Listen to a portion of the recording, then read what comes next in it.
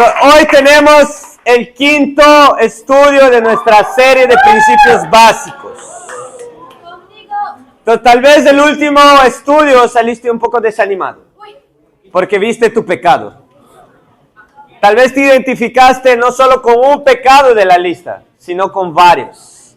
Ese fue mi caso. Cuando yo vi ese estudio y vi varios pecados que tenía, salí, ¡wow! Pero hoy este estudio te va a mostrar qué puedes hacer. Te va a mostrar cuál es el camino para salir de esa vida de pecados. Y por ello vamos a comenzar en Primera de Pedro, capítulo 2.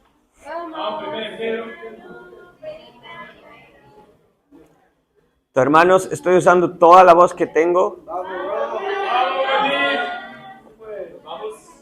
No me hagan repetir las cosas. Primera Pedro 2. No, paciencia, díganle a mi garganta que ya. Primera Pedro 2, versículo 9. Pero ustedes son linaje escogido, real sacerdocio, nación santa, pueblo que pertenece a Dios, para que proclamen las obras maravillosas de aquel que los llamó de las tinieblas a su luz admirable. Ustedes antes ni siquiera eran pueblo, pero ahora son pueblo de Dios. Antes no habían recibido misericordia, pero ahora ya la han recibido.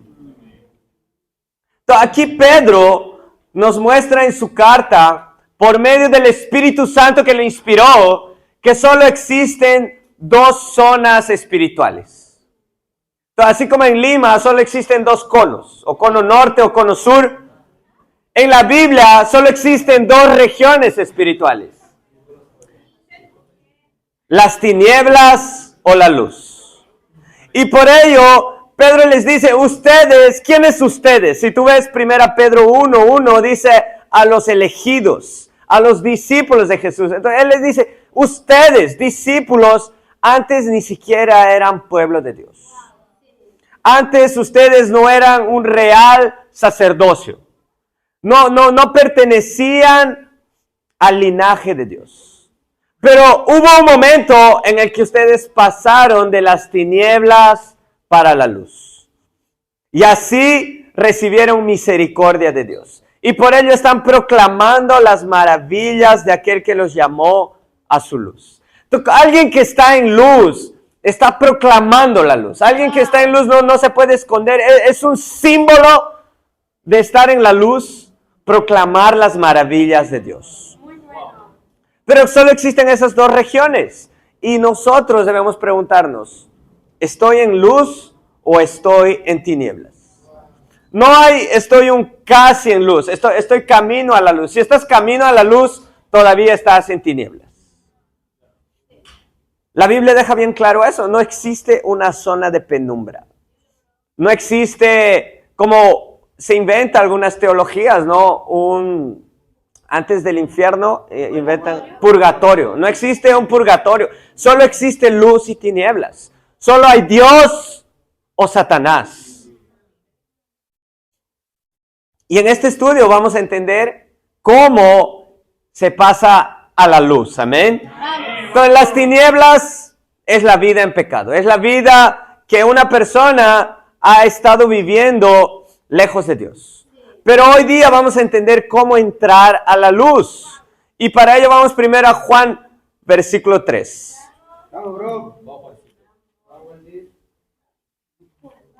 Te espero que estés animado para saber cómo entrar a la luz. Que este estudio me cambió la vida. Al mismo tiempo, me desafió. Porque este estudio me hizo repensar los 22 años de vida que había vivido.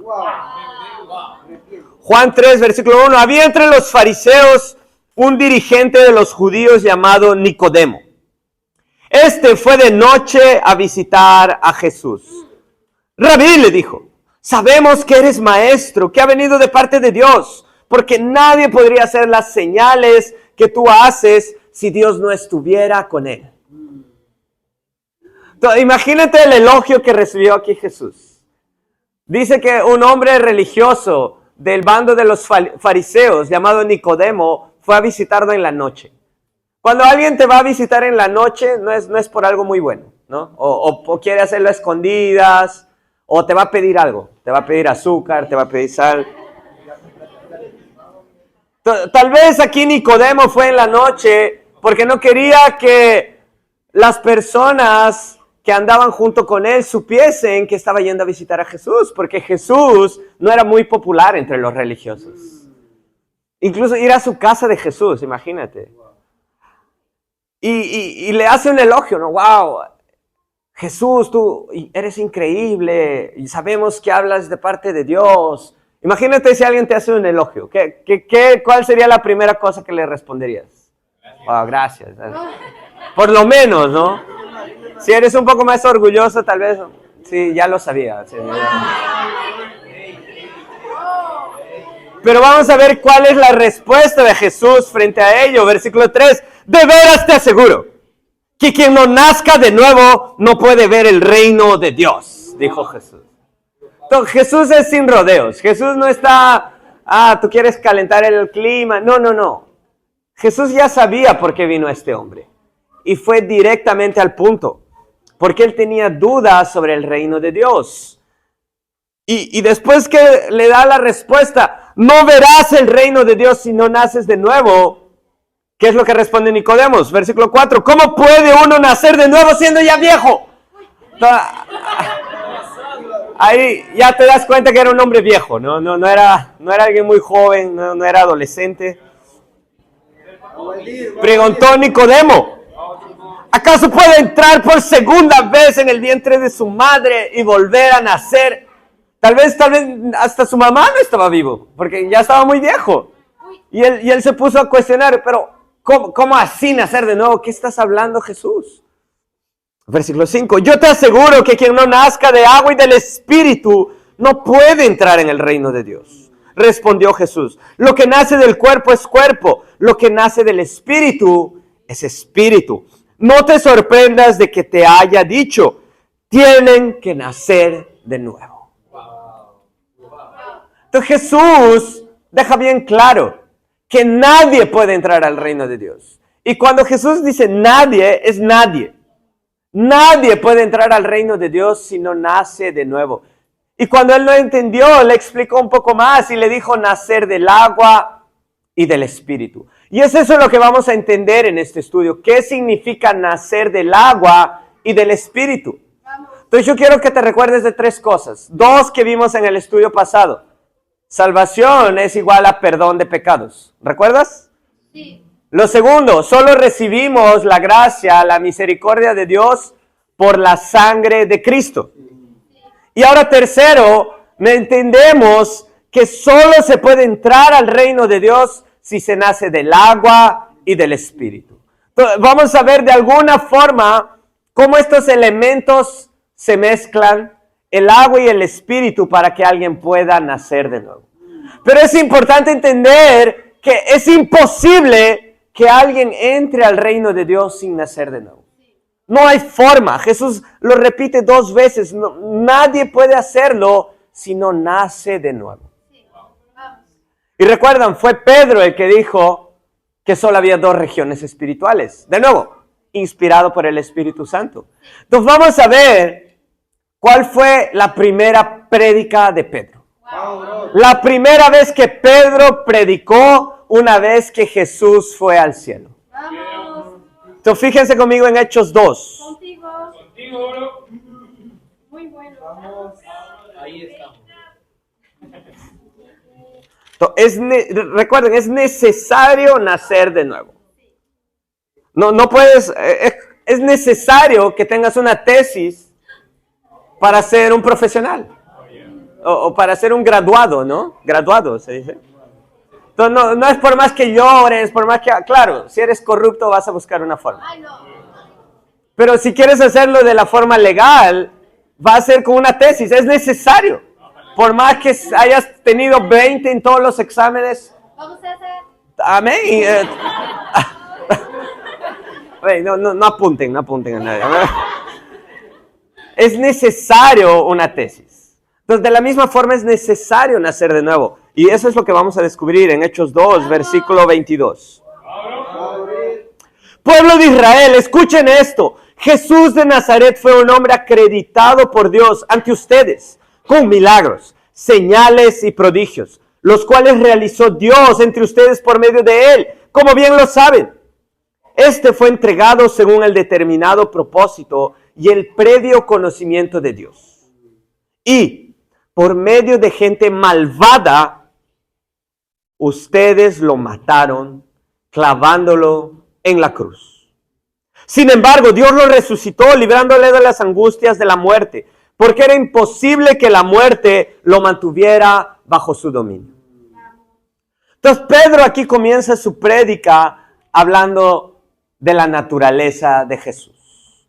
¿Quién era Jesús? Jesús era el Hijo de Dios. Y eso fue demostrado con señales, con prodigios, con milagros. Jesús fue el único que vivió con un cuerpo humano, pero sin pecado. Dime si eso no es milagroso. Dime si eso no es poderoso. Jesús, además de eso, hizo varios milagros. Demostró que era el Hijo de Dios. Pero Pedro aquí les está diciendo a estos hombres, pueblo de Israel, que era un grupo de israelitas, de judíos, que se había juntado en Jerusalén para adorar a Dios por época de Pentecostés, que ellos habían matado a Jesús. Si tú te das cuenta, si tú lees, te invito a leer el capítulo entero, estos hombres tal vez ni siquiera participaron de la crucifixión de Cristo, porque eran hombres que habían venido de diferentes naciones del mundo. Eran hombres que estaban en diferentes lugares de Jerusalén. Pero incluso si estaban en la crucifixión de Cristo, ellos no lo clavaron a Cristo específicamente. Fueron los romanos. Entonces, ¿por qué Pedro aquí los acusa de que ellos habían matado a Jesús? Porque Jesús murió por nuestros pecados. Entonces, ¿quién mató a Jesús? Todos. Y ese fue uno de los primeros mensajes que me chocó. Porque yo pensé que nunca había matado a nadie. Pero mis pecados mataron a Jesús. Eso es lo que nosotros necesitamos creer en primera instancia. ¿Quién es Jesús? Jesús es el Hijo de Dios. Pero mis pecados lo mataron. Amén. Dios es misericordioso, Dios es todopoderoso y Dios resucitó a Jesús. Amén. Y eso es lo que vamos a entender, cómo tú puedes resucitar de una vida de tinieblas hoy. Pero es importante entender eso, que Jesús murió por tus pecados. Entonces, cada uno de nosotros es responsable por la muerte de Jesús. Y ese mensaje es tan importante, es tan poderoso, que nosotros vamos a hacer un estudio específico para hablar del sacrificio de Cristo. Pero ¿cómo crees que estos hombres se sintieron al oír eso? ¿Cómo crees que ellos se sintieron al oír que habían matado a Jesús? Versículo 36. Por tanto, sépalo bien todo Israel, que a este Jesús, a quienes ustedes crucificaron, Dios lo ha hecho Señor y Mesías. Cuando oyeron esto, todos se sintieron profundamente conmovidos. Y les dijeron a Pedro y a los otros apóstoles: hermanos, ¿qué debemos hacer? ¿Cómo se sintieron? Aquí dice que todos se sintieron profundamente conmovidos. Eso es lo que pasa cuando tú entiendes tu pecado. Tú te sientes profundamente conmovido. Tal vez te invade una tristeza. Pero como vimos en el estudio pasado, esa tristeza debe ser de Dios. Porque esa tristeza se traduce en arrepentimiento. Pero vamos a ver si todos ellos realmente cambiaron y tradujeron ese conmoverse en un arrepentimiento. Versículo 38. Interesante, ¿no? Que ellos preguntaron, ¿qué debemos hacer? Versículo 38. ¡Arrepiéntase! La primera cosa que Pedro les dice es que se arrepientan. Entonces, estar conmovido, sentirse triste, sentirse mal, no es un símbolo de arrepentimiento. Recuerden, hemos visto en Hechos 26 que el arrepentimiento produce obras buenas. No es el sentirse mal, no es el llorar que demuestra que alguien está arrepentido. Y por ello Pedro les dice, arrepiéntanse y bautícese cada uno de ustedes en el nombre de Jesucristo para perdón de sus pecados. Les contestó Pedro, y recibirán el don del Espíritu Santo. En efecto, la promesa es para ustedes, para sus hijos y para todos los extranjeros, es decir, para todos aquellos a quienes el Señor nuestro Dios quiera llamar. Entonces, ¿cuál es el primer paso? Es que tú entiendas la naturaleza de Cristo. El mensaje que debes creer es que Jesús es el Hijo de Dios y que tú eres responsable de su muerte. Pero Él resucitó. Si entiendes ese mensaje, estás listo para lo que Pedro dijo. ¿Cuál es el próximo paso? Arrepentirse. Arrepentirse viene del griego metanoia, que es cambiar de mente. Sí. Entonces, por ejemplo, si tú saliendo de este lugar, imagínate que vives en el cono norte. ¿Qué vas a hacer? Vas a ir a Universitaria aquí, ¿no? Y vas a tomar un bus hacia toda la Universitaria, en esa dirección. Pero imagínate que estás yendo y de la nada comienzas a ver el mar. Comienzas a ver el mar y te das cuenta, wow, esto no es el norte, ¿no? Es el sentido opuesto del norte. Y tú dices, y te conmueves. Y lloras, ¿no? Estoy perdido. Y si lloras, si te conmueves, si te pones triste, ¿va a cambiar en algo tu situación? ¿Qué tienes que hacer?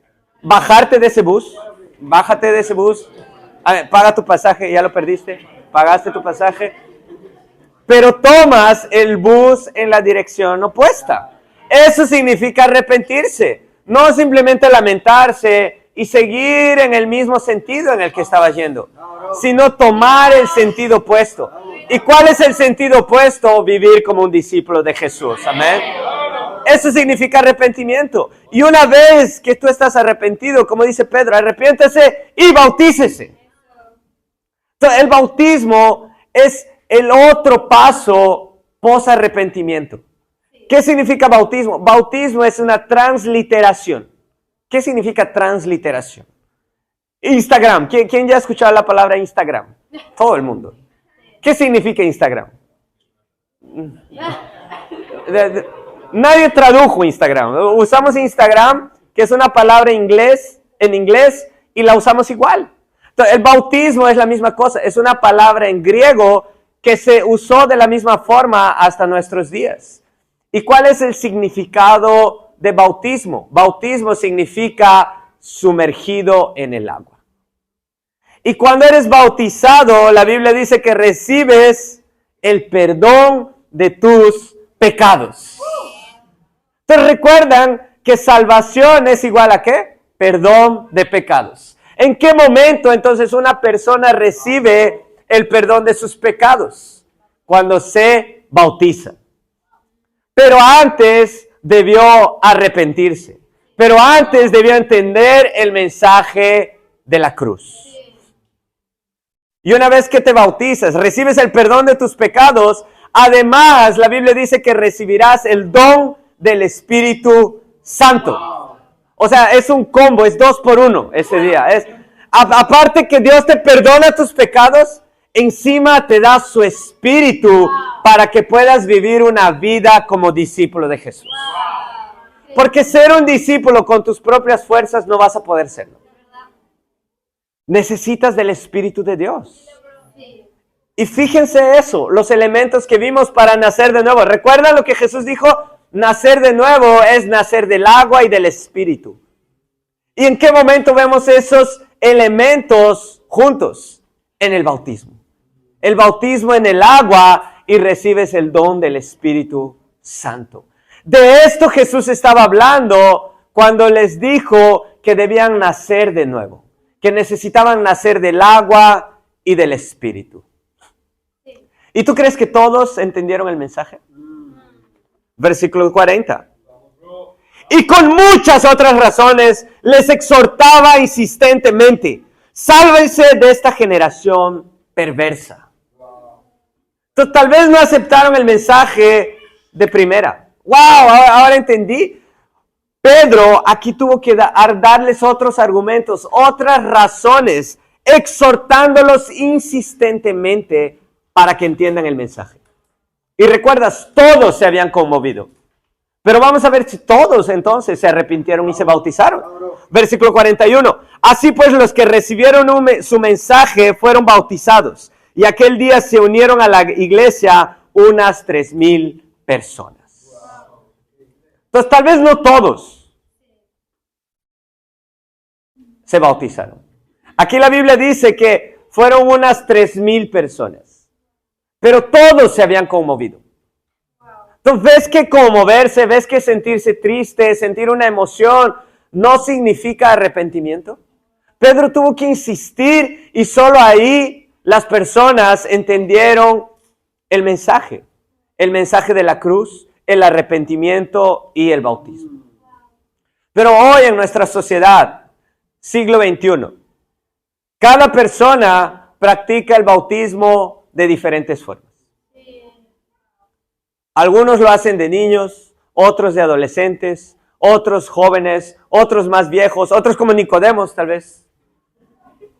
Algunos lo hacen echándose un poco de agua, otros lo hacen solo con ropas blancas, otros lo hacen solo en un río, solo en el mar, otros lo hacen una vez al año, otros lo hacen y el bautismo tal vez ha perdido su significado. ¿Cuál es el significado del bautismo en la Biblia? Fíjense en Romanos 6, versículo 1. Espero que haya llegado. Romanos 6, 1. ¿Qué concluiremos? ¿Vamos a persistir en el pecado para que la gracia abunde? De ninguna manera. Nosotros que hemos muerto al pecado, ¿cómo podemos seguir viviendo en él? ¿Acaso no saben ustedes que todos los que fuimos bautizados para unirnos con Cristo Jesús, en realidad fuimos bautizados para participar en su muerte? Por tanto, mediante el bautismo fuimos sepultados con Él en su muerte, a fin de que, así como Cristo resucitó por el poder del Padre, también nosotros llevemos una vida nueva. Eso significa el bautismo. El bautismo significa, por medio de la fe, la participación en la muerte, en el sepultamiento y la resurrección de Cristo. Eso significa el bautismo. Como dije, la transliteración de la palabra es estar totalmente sumergido en el agua. Ese es el bautismo de la Biblia, estar totalmente sumergido en el agua. Pero ¿cómo? Yo ya me he sumergido varias veces en el agua, en el mar, ya he entrado al agua. ¿Cuál es la diferencia con el bautismo? Que el bautismo es que tú eres consciente y que tú tienes claro y tienes toda la fe y la comprensión de que estás participando de la muerte. Así como Cristo murió, fue crucificado, ¿recuerdan? Después Él fue sepultado. Y después de sepultado, Él resucitó a una vida nueva. Entonces, el bautismo es cuando tú matas tu antiguo yo y cuando entras al agua estás siendo sepultado con Cristo. Y cuando sales del agua estás naciendo para una vida nueva. Entonces, ¿en qué momento tienes contacto por medio de la fe con la sangre de Cristo? Cuando entras al agua participando de su muerte, sepultamiento y resurrección. En ese momento tienes contacto con la sangre de Cristo y esa es la sangre que te purifica. Esa es la sangre que te trae a la luz. Pero ¿qué necesitas entender? Que el bautismo debe representar eso para tu vida. Y lo que muchas veces nos cuesta es aceptar lo que pasó. Entonces, como dije, para mí eso es básicamente lo que tienes que entender para entrar a la luz. Entender el mensaje de la cruz, arrepentirte de tus pecados y bautizarte tal como lo enseña la Biblia. Y después de eso, claro, no vas a insistir en el pecado, como dice la Escritura, sino has muerto para el pecado y ahora vives como un discípulo de Jesús. Pero, ¿cuál es el problema? Que no es difícil entender. La Biblia está muy clara. La Biblia dice exactamente lo que significa el bautismo. La Biblia dice exactamente lo que previamente necesitamos hacer. La Biblia habla exactamente de cuál es el plan para entrar a la luz. Porque en el bautismo recibes el perdón de pecados. En el bautismo dejas tu vida en tinieblas para vivir en la luz. Ese es el punto de inflexión para un discípulo de Jesús. Pero a mí me costó entender un poco. Como dije, no, yo tenía 22 años y yo ya había sido bautizado. Había sido bautizado con 7 años de edad. 7 años de edad en mi tierra natal, que es Cusco. Tengo foto aún de eso. Había foto de esa época, ya, imagínate.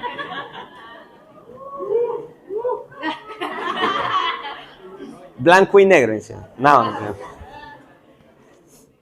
Pero me costó mucho entender esto. ¿Por qué? Porque como vimos en Marcos, la Biblia dice que existen tradiciones que van contra la palabra de Dios.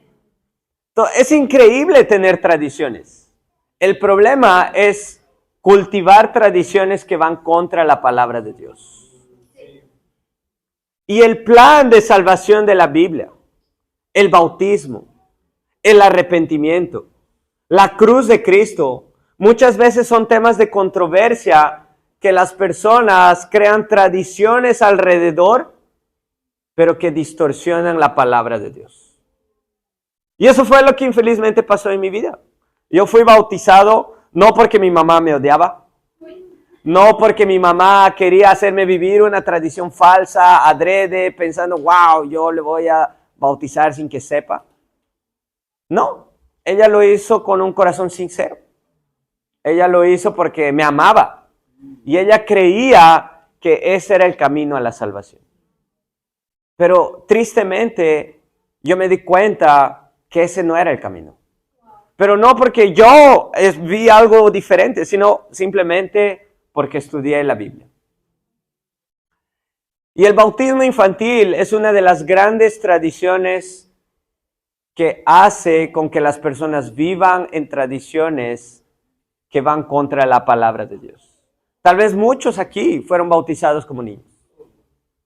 Tal vez todos. Tal vez ni siquiera tienes una memoria de eso. Yo por lo menos tengo alguna memoria. Tenía 7 años. Pero algunos fueron bautizados tal vez como bebés, recién nacidos. Y es una locura porque eso comenzó principalmente cuando Tomás de Aquino postuló una teología que era la teología del pecado original. Entonces, ¿qué es lo que ellos querían enseñar? Que si Adán pecó, todos pecaron. Entonces, el pecado se hereda. Pero vamos a ver si la Biblia enseña que el pecado se hereda o no. Fíjense conmigo en Ezequiel 18.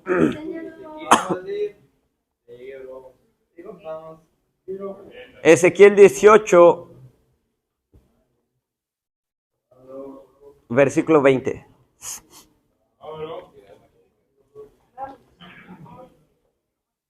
Todo el que peque merece la muerte, pero ningún hijo cargará con la culpa de su padre, ni ningún padre con la del hijo. Al justo se le pagará con justicia y al malvado se le pagará con maldad. Entonces, bíblicamente no existe pecado original. Bíblicamente tú no heredas el pecado de tus padres. Qué bueno, ¿no? Para muchos. Pero también lo contrario es verdad. Tú no heredas la justicia de tus padres. Entonces, si tus padres eran justos ante Dios, no significa que tú lo vas a hacer. Si tus padres eran injustos con Dios, no significa que tú heredas eso. Claro, tal vez vas a heredar las consecuencias del pecado. Que va a ser más difícil que tú estudies la Biblia si tal vez tienes padres que son ateos. Entonces tú vas a heredar tal vez ese ateísmo, tal vez ese agnosticismo. O puede ser otras cosas más terribles como vicios. Tú puedes heredar consecuencias del vicio de alguien. Pero nunca vas a heredar la justicia o la injusticia. Dios le da a cada uno de acuerdo con su justicia o su maldad. Entonces, infelizmente, el pecado original no existe. Por más que sea una buena intención bautizar a un niño, por más que, no, pero es lo mejor que tengo, que le quiero dejar, no estás salvando a nadie. Porque un niño no nace con pecado. La Biblia lo deja muy claro. Además, si tú lees en Colosenses 2, versículo 11, no necesitas ir ahí, pero dice que somos salvos por la fe. ¿Por la fe en qué? Por la fe en la cruz. Por la fe para arrepentirnos. Por la fe en el bautismo. En todo momento necesitas de fe. Porque si no, entrar al agua es como un chapuzón. Si no, hacer un acto de bien es simplemente por tu egoísmo y no por fe. Si no, la cruz de Cristo es solo un símbolo que tú ves y es algo más tradicional que algo que realmente toca tu corazón. Entonces siempre necesitas fe. ¿Y qué fe puede tener un niño? Entonces, infelizmente, esa es una doctrina que ha tergiversado la palabra de Dios. Y a mí me costó mucho entenderlo porque, como dije, viví 22 años pensando que yo estaba bien con Dios. Y hay otra doctrina que también tiene una buena intención, que yo no dudo de la sinceridad de las personas, que yo no llegué a ser parte, pero yo conozco a muchos amigos que sí fueron, y tal vez algunos aquí ya vivieron, que es el aceptar a Jesús en tu corazón. Basado en la escritura de Apocalipsis 3, versículo 20. Vamos.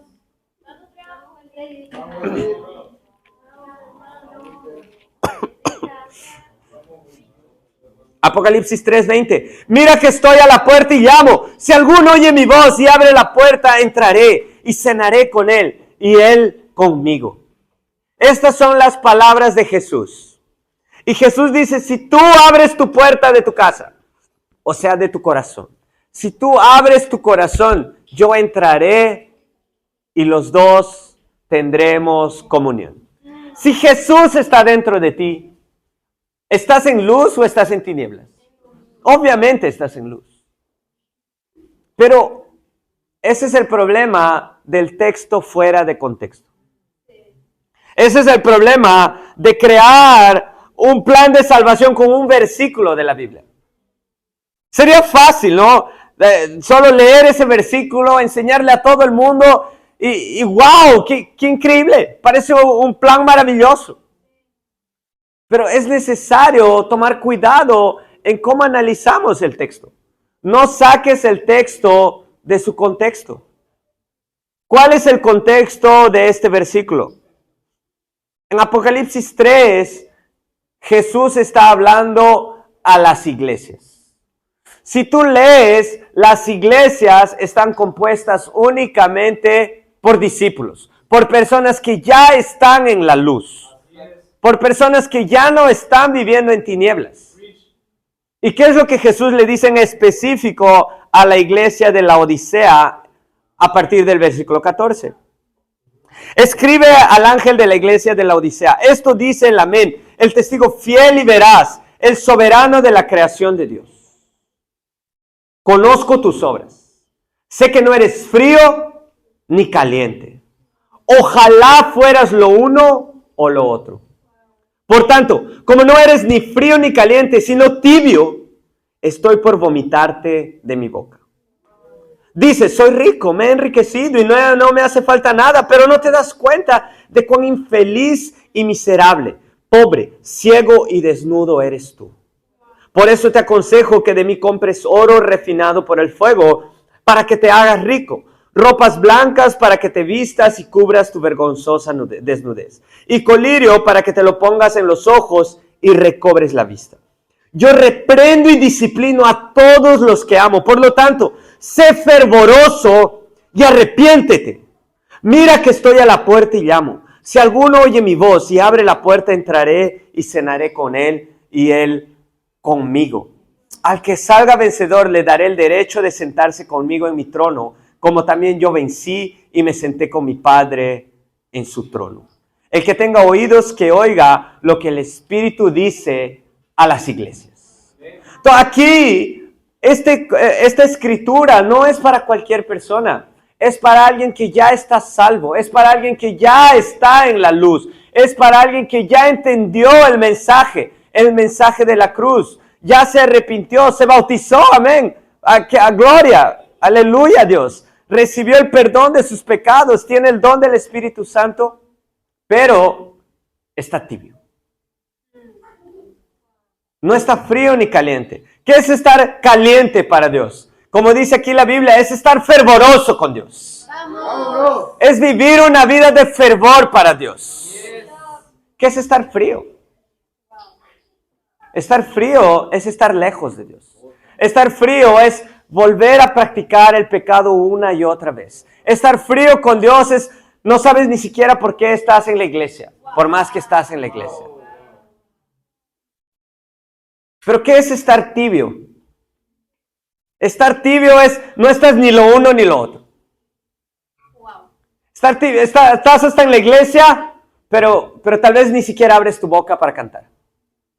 Estar tibio es regresas frecuentemente a un pecado. Lo dejas por un tiempo y regresas nuevamente. O como dice aquí, que es lo peor, ellos ni siquiera estaban viendo sus pecados. Y por ello les dice, porque están tibios, estoy a punto de vomitarlos de mi boca. No sé si alguien ya ha vomitado alguna vez. Probablemente casi todos. Es asqueroso vomitar. Pero solo quiero que recuerdes esa vez que vomitaste.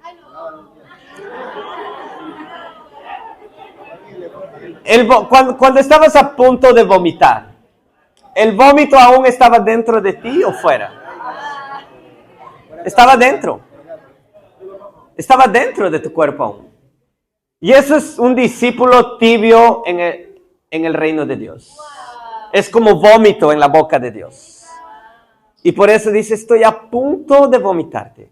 Entonces, imagínate, Dios es tan misericordioso que está aguantando aún ese vómito ahí y le está dando la gracia de poder arrepentirse. Dios no quiere vomitar a esa persona. Dios no quiere vomitar a ese que está tibio. Por eso le dice, yo reprendo y disciplino a quien amo. ¿Y cuál es el camino para salir de la tibieza? Es el arrepentimiento. Entonces, si tú estás tibio, no necesitas bautizarte de nuevo. Amén. Si tú estás tibio, no es que, wow, necesito hacer todo de nuevo. No. Tal vez es un poco más difícil que eso. Necesitas arrepentirte. A veces solo queremos una ceremonia, queremos algo, pero en realidad lo único que te va a sacar de esa tibieza es el arrepentimiento.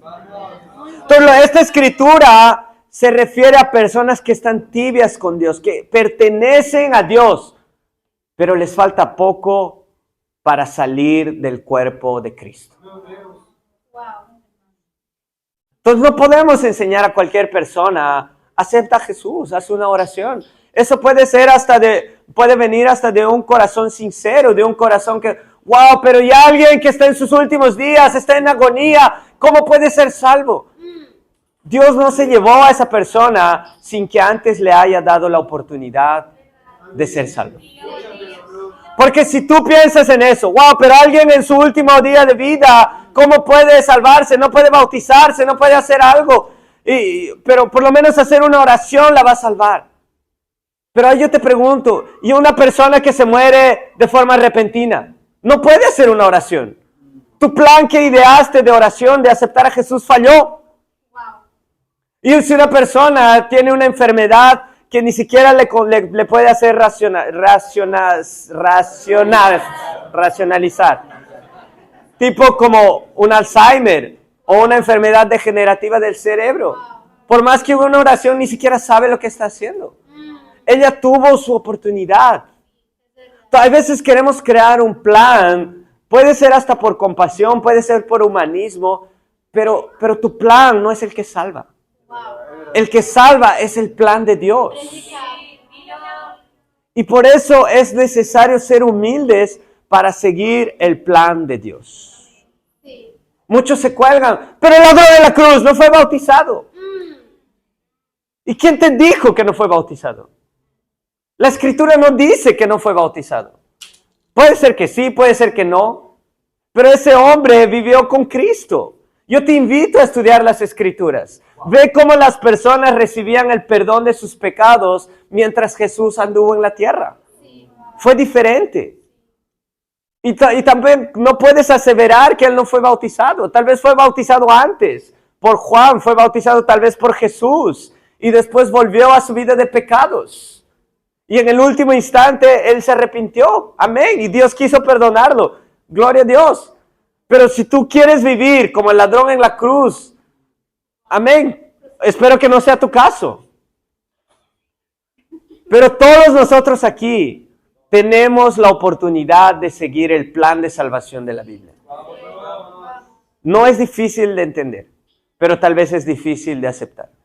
Porque tal vez conoces a muchas personas que siguen el plan de tradición católico. O conoces a muchas personas que siguen el plan de tradición evangélico. Si ese es tu caso, sigue el plan de salvación de Dios. Y ayuda a que esas personas puedan ver la luz. Es tu responsabilidad. Es lo que Dios te está encomendando a ti. Ayudar a esas personas que tanto te preocupan. Si sigues condiciendo con esas tradiciones, no va a haber un cambio en ti y mucho menos un cambio a tu alrededor. Pero si tú haces el cambio, si tú sigues el plan de salvación de la Biblia, si tú eres igual a esos 3,000 y decides convertirte y entrar a la luz, tú le vas a dar la oportunidad a muchas otras personas para que también lo hagan. Porque quien está en la luz proclama la luz y para Dios sea la gloria. Amén.